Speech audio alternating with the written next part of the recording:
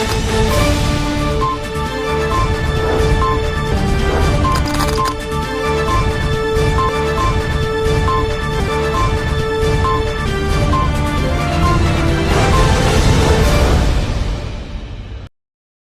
दर्शक मित्रों, दमन न्यूज में आपका स्वागत है।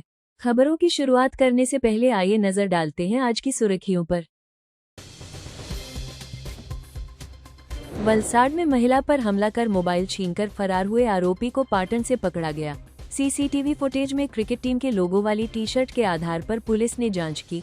आरोपी राहुल गांव में रहकर शहर आकर अकेली महिलाओं को निशाना बनाता था। पारडी हाईवे पर हाईमास्ट लाइटें बंद रहने से अंधेरा छाया रहता है। रात में बिजली गुल होने से महिलाओं की सुरक्षा पर उठे सवाल।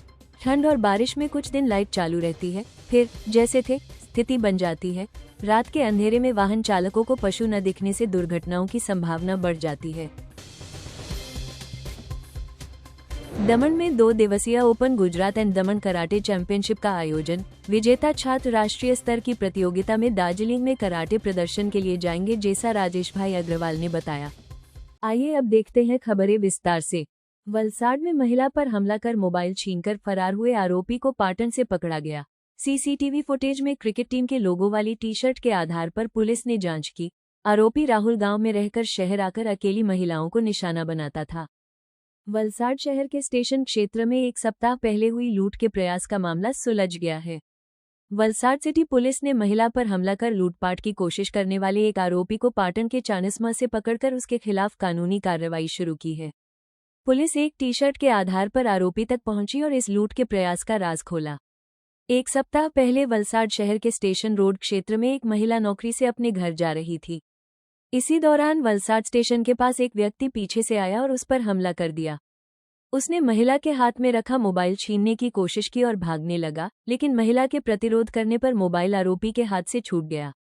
हालांकि आरोपी मौके से फरार हो गया। इस घटना की शिकायत वलसाड सिटी पुलिस स्टेशन में दर्ज होते ही पुलिस सक्रिय हुई और जांच शुरू की। वलसाड पुलिस ने घटनास्थल के आसपास के सीसीटीवी फुटेज और लोगों से पूछताछ की तो वलसाड के वानकल गांव की एक क्रिकेट टीम की लोगो वाली टी शर्ट के आधार पर जांच आगे बढ़ी। पुलिस वानकल गांव पहुंची, जहां पता चला कि यह टी शर्ट गांव में रहने वाले और मजदूरी करने वाले राहुल मनुभाई देवीपूजक नाम के एक श्रमिक द्वारा पहनी जाती थी। इस आधार पर जांच आगे बढ़ी और पता चला कि आरोपी राहुल देवीपूजक अपने पैतृक गांव पाटन के चानस्मा तालुका के जीतोडा गांव चला गया है। आरोपी राहुल गांव में रहकर शहर आता और अकेली महिलाओं को निशाना बनाकर मोबाइल या चेन चोरी कर भाग जाता। वह इस तरह चोरी कर अपने खर्चे पूरे करने के इरादे से शहर आता था। वलसाड पुलिस की टीम चानस्मा जाकर आरोपी राहुल देवीपूजक को गिरफ्तार कर उसके खिलाफ कानूनी कार्रवाई कर रही है। साथ ही उसके आपराधिक इतिहास की भी जांच शुरू कर दी गई है।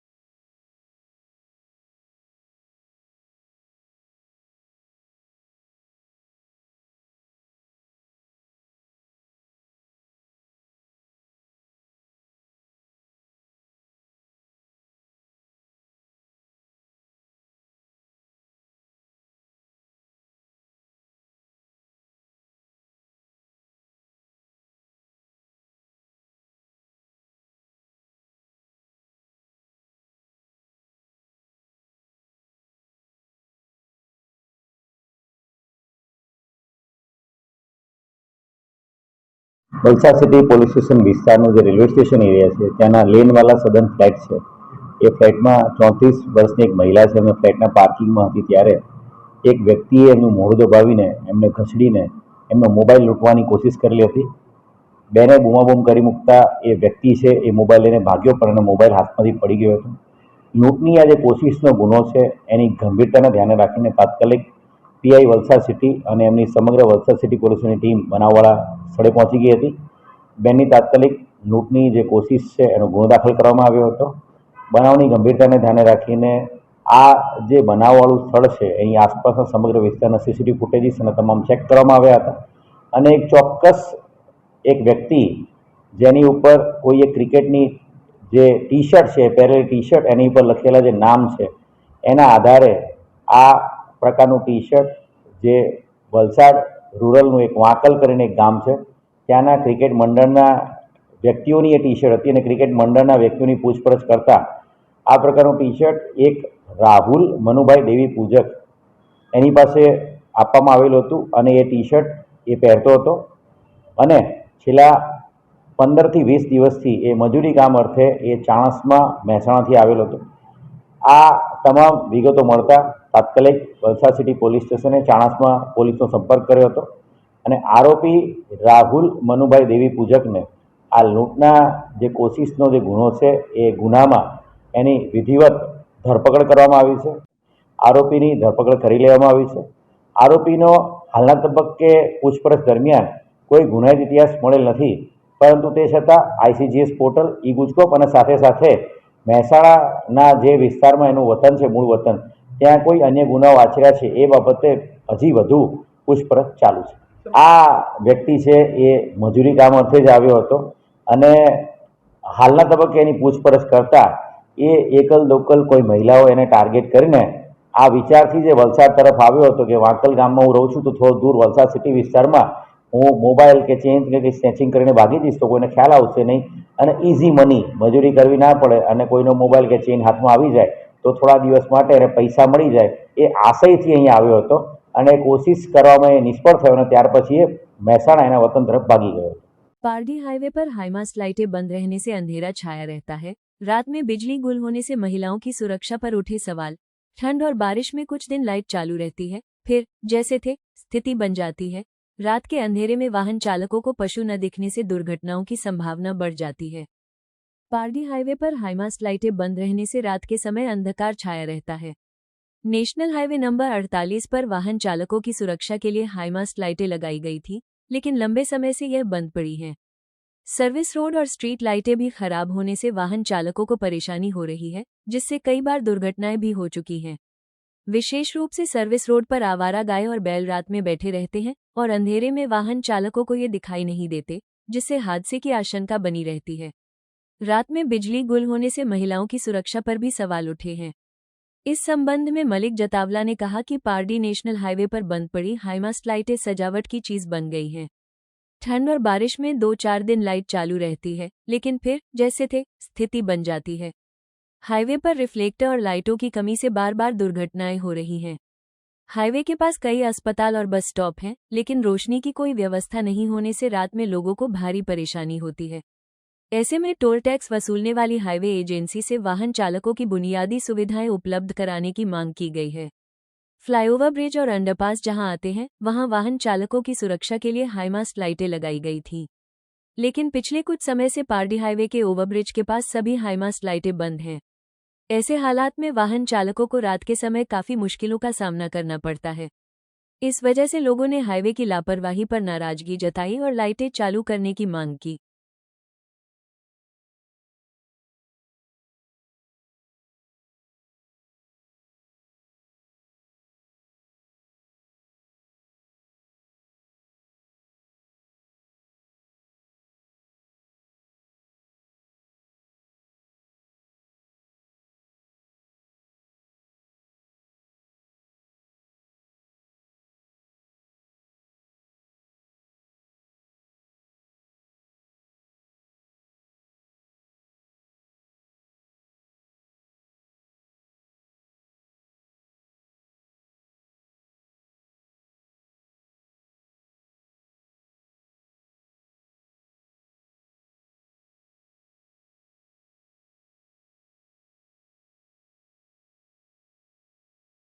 મારું મલિક જકાઉલા નામ છે અને આપણે પારડી ગામમાં જે આ લાઇટ લગાવેલી છે બ્રિજ ઉપરની તે વારંવાર બંધ થઈ જાય છે અને ખાલી મહિનામાં એકાદ બે વખત ચાલુ કરે છે અને આખું વર્ષ બંધ જ રહે છે અને એવું કરે છે કે ભાઈ ઠંડી વરસાદમાં ભાઈ 4 દિવસ ચાલુ કરે અને પછી પાછું બંધ કરી દે છે અને એક્સિડન્ટ થવાનો બહુ ભય રહી છે આ બાજુ અને લોકોને ચાલવા મૂકવાની બહુ તકલીફ છે।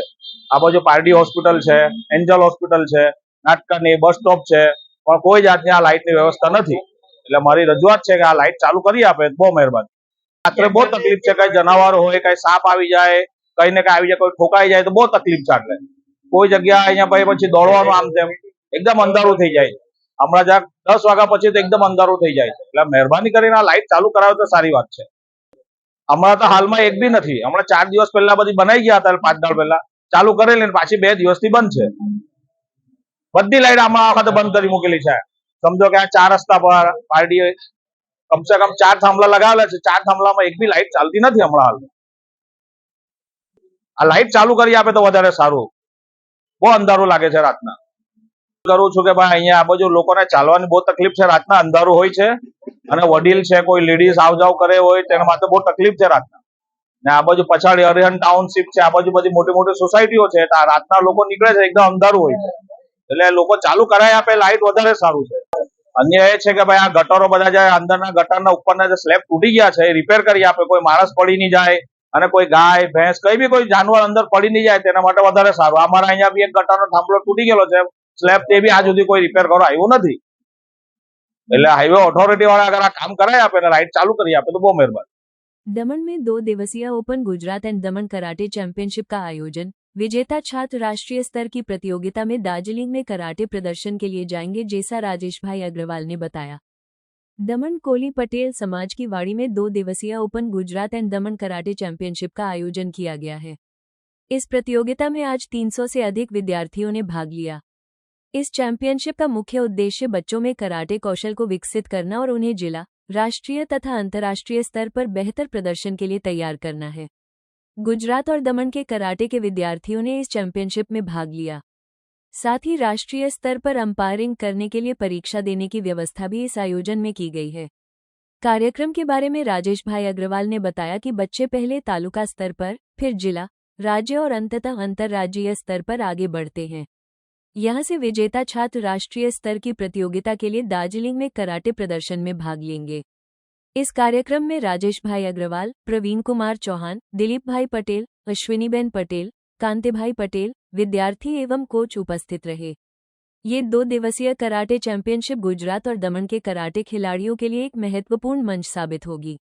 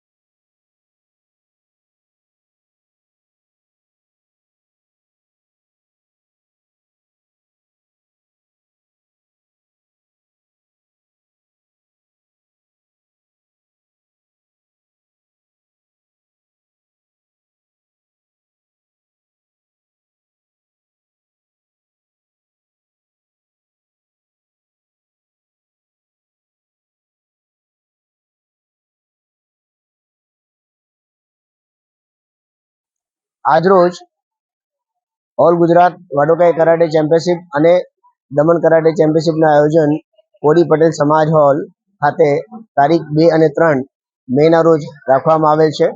આ ચેમ્પિયનશિપનું આયોજન અમારા ગુજરાત વાડોકાઈના પ્રમુખ પ્રવીણ ચૌહાણ અને એમની ટીમ દ્વારા કરવામાં આવેલ છે અને અત્રે અમારા દમન ખાતેથી હોટલના સંચાલક શ્રી અને સ્પોર્ટ્સ વિભાગમાંથી કાંતિભાઈ અને अन्य આગેવાનો પધાર્યા છે।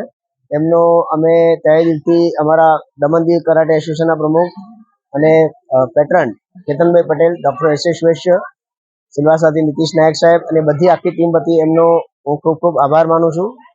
લગભગ 300થી વધારે વિદ્યાર્થીઓ આજે અહીંયા આવેલા છે કરાટે સ્પર્ધામાં અને જે વિદ્યાર્થીઓ અહીંયા વિજયી થવાના છે એ વિદ્યાર્થીઓ વડોકાઈની રાષ્ટ્રીય લેવલની જે સ્પર્ધા છે દાર્જિલિંગમાં તેમાં ભાગ લેશે। આ ઉપરાંત कराटे इंडिया ऑर्गेनाइजेशन ना प्रमुख भरसियान ના માર્ગદર્શનમાં એક રેફરી સેમિનારનું પણ આયોજન આજરોજ કરવામાં આવેલ છે, જેમાં કરાટેના અમ્પાયરો રાષ્ટ્રીય સ્તર પર અમ્પાયરિંગ કરવી હોય તો આ રેફરીની એક્ઝામ આપવી જેમાં ફરજિયાત હોય છે, એવું એક્ઝામનું આયોજન પણ આજરોજ અહીં કરવામાં આવેલ છે. ટુર્નામેન્ટ કોઈ પણ હોય એનો હેતુ એક જ હોય છે કે છોકરાઓ રમત ગમત વિશે આગળ વધે અને એમની સ્કિલ આગળ વધે. એ સ્કિલથી એ લોકો રાષ્ટ્રીય આંતરરાષ્ટ્રીય સ્તર પર ભાગ લેતા હોય છે. એનું શરૂઆત ડિસ્ટ્રિક્ટ લેવલથી થાય છે, પ્રારંભિક અવસ્થા ડિસ્ટ્રિક્ટ, એનો બીજો સ્તર આવે છે રાજ્યકીય સ્પર્ધા. રાજ્યકીય સ્પર્ધા પછી વિદ્યાર્થીઓ રાષ્ટ્રીય સ્પર્ધા પર અને રાષ્ટ્રીય પછી આંતરરાષ્ટ્રીય સ્પર્ધામાં એ લોકો ભાગ લેતા હોય છે. આ વિજય થયેલા વિદ્યાર્થીઓને આજે મેડલ અને ટ્રોફી આપવામાં આવી છે, સાથે સર્ટિફિકેટ પણ એનાયત કરવામાં આવેલા છે, જેથી ખબર પડે કે આ વિદ્યાર્થી વિજય થયો છે અને આ વિદ્યાર્થી આ સ્पर्धा हारेलो है। पारडी के आमरी गांव में मिट्टी खनन कर लौट रही ट्रक ने पिता पुत्र की बाइक को टक्कर मारी। आमरी गांव में ट्रक चालक ने बाइक सवार पिता पुत्र को टक्कर मारी, जिससे पुत्र की मौके पर ही मौत हो गई, जबकि पिता घायल होकर अस्पताल में भर्ती हुए। पारडी तालुका के आमरी गांव में रहने वाले 18 वर्षीय धर्मेश गजूभाई पटेल और उनके पिता गजूभाई जीवनभाई पटेल आज बाइक से रोहिना काम के लिए जा रहे थे। तभी आमरी पलिया में रमेश भाई के घर के सामने ट्रक के चालक ने तेज गति से आकर उनकी बाइक को टक्कर मार दी, जिससे हादसा हुआ। घटना की जानकारी मिलते ही आसपास के लोग दौड़कर आए और एम्बुलेंस को सूचना दी। धर्मेश पटेल को सिर और शरीर पर गंभीर चोटें लगी, जिससे मौके पर ही उनकी मौत हो गई। वहीं पिता गजूभाई को हाथ, पैर और शरीर में चोटें आईं, जिसके बाद उन्हें अस्पताल में भर्ती कराया गया। हादसे के बाद ट्रक चालक मौके से फरार हो गया। इस मामले में मृत युवक के भाई भावेश गजूभाई पटेल ने पारडी पुलिस स्टेशन में ट्रक चालक के खिलाफ शिकायत दर्ज कराई। पुलिस ने युवक के शव को पोस्टमार्टम के लिए पारडी सीएचसी भेजकर आगे की जांच शुरू कर दी है। गांव के लोगों के अनुसार तालाब में मिट्टी खनन का काम पिछले 20-25 दिनों से टुकवाड़ा के मिट्टी माफिया ललित आहिर सहित 3 व्यक्तियों द्वारा किया जा रहा था। मिट्टी की अनुमति सीमा से अधिक खनन किया गया था। गांव वालों ने विरोध किया, लेकिन खनन नहीं रुका। 10,000 मीट्रिक टन की अनुमति दी गई थी, जिसे एक ही दिन में निकाल लिया गया। गैरकानूनी खनन अभी भी जारी रहने के कारण कलेक्टर और खान एवं खनिज विभाग को आवेदन देकर शिकायत की गई थी। ग्राम पंचायत में भी कोई शुल्क जमा नहीं किया गया था। पहले भी गांव में नुकसान हुआ था और अब मिट्टी भरी ट्रक ने पिता पुत्र की बाइक को टक्कर मारकर युवक की मौत कर दी, जिससे गांव वालों में भारी आक्रोश फैल गया। पुलिस ने फरार ट्रक चालक के खिलाफ मामला दर्ज कर लिया है और आगे की जांच कर रही है। वहीं ट्रक का बीमा भी समाप्त हो चुका था। गांव वालों ने युवक के परिवार को मुआवजा देने की मांग की है।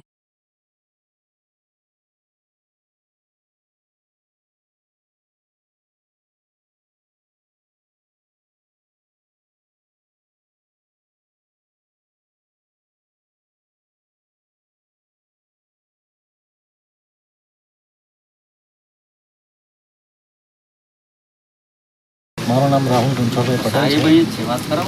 આજે કેટલા વખતથી અહીંયા તળાવના આમરી ગામના તળાવમાંથી મટ્ટી ખોદકામનું કામ ચાલુ હતું અને તે એની જે કંઈ બી લિમિટ છે તેના કરતાં વધારે ખોદવામાં આવતું હતું, તેની અમે અરજી પણ કરેલી છે।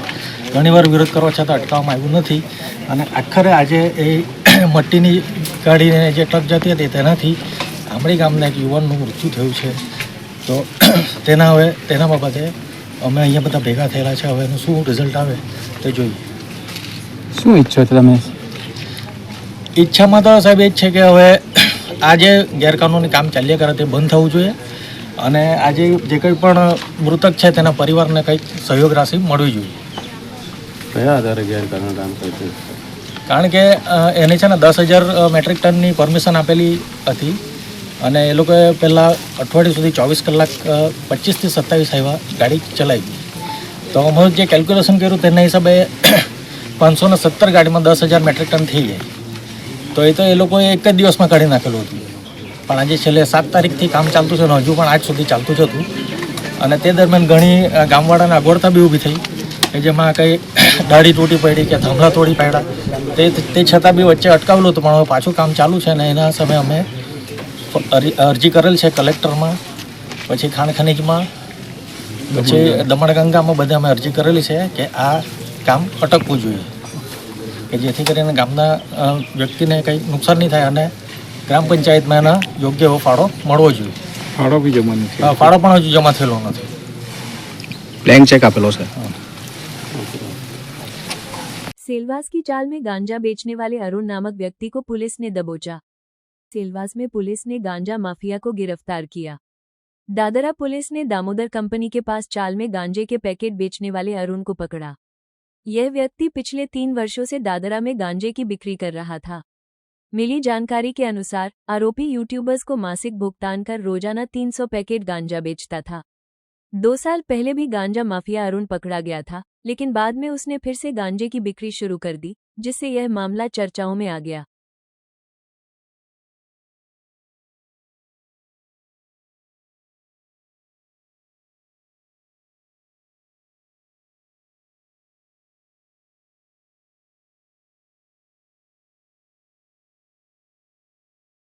वापी के करवड़ में कबाड़ गोदाम में रासायनिक कचरे में भीषण आग लगने से अफरा तफरी मच गई। वापी के करवड़ गांव में कबाड़ गोदाम में भीषण आग लगने से हड़कंप मच गया। गोदाम में रखे रासायनिक कचरे और अन्य वेस्ट मटेरियल के कारण आग तेजी से फैल गई। घटना की सूचना मिलते ही दमकल विभाग को जानकारी दी गई, जिसके बाद दमकल की 4 से अधिक गाड़ियां मौके पर पहुंची और पानी का छिड़काव कर आग को काबू में किया। हालांकि वापी के कबाड़ गोदाम में बार बार आग लगने की घटनाएं चिंताजनक बनी हुई हैं, जिससे स्थानीय लोग परेशान हैं। गैरकानूनी रूप से संचालित कबाड़ गोदामों के खिलाफ प्रशासन कड़ी कार्रवाई करे, ऐसी मांग स्थानीय लोगों द्वारा उठाई जा रही है।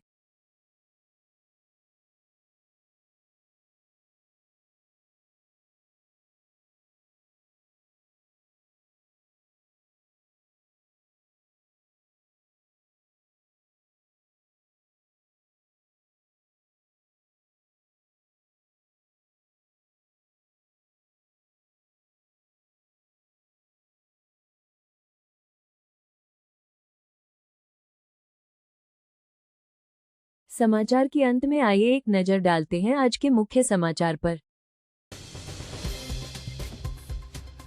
वलसाड में महिला पर हमला कर मोबाइल छीनकर फरार हुए आरोपी को पाटन से पकड़ा गया। सीसीटीवी फुटेज में क्रिकेट टीम के लोगो वाली टी-शर्ट के आधार पर पुलिस ने जांच की। आरोपी राहुल गांव में रहकर शहर आकर अकेली महिलाओं को निशाना बनाता था।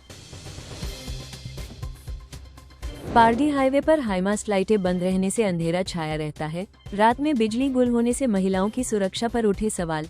ठंड और बारिश में कुछ दिन लाइट चालू रहती है, फिर जैसे थे स्थिति बन जाती है। रात के अंधेरे में वाहन चालकों को पशु न दिखने से दुर्घटनाओं की संभावना बढ़ जाती है। दमन में 2 दिवसीय open Gujarat and Daman karate championship का आयोजन। विजेता छात्र राष्ट्रीय स्तर की प्रतियोगिता में दार्जिलिंग में कराटे प्रदर्शन के लिए जाएंगे, जैसा राजेश भाई अग्रवाल ने बताया। तो ये थी अब तक की खबरें, फिर मिलते हैं नई खबरों के साथ। तब तक देखते रहिए दमन न्यूज। नमस्कार।